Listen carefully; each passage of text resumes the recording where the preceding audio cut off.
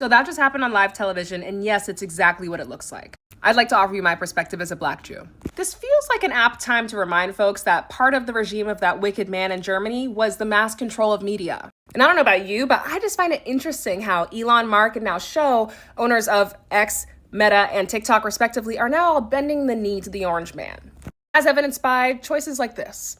I'd also like to remind you that in spring of 1933, that evil man in Germany and his regime burned over 25,000 books. Why, you may ask? Well, to erase and suppress any ideas that didn't align with their own, mostly coming from Jewish folks, liberals, intellectuals, or anyone producing intellectual property that was seen as quote-unquote un-German.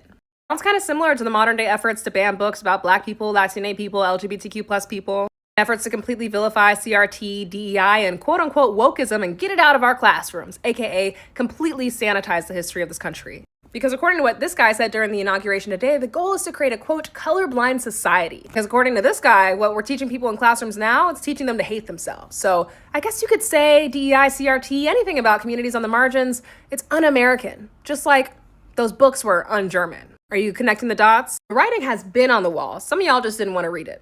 Color me wholly unsurprised.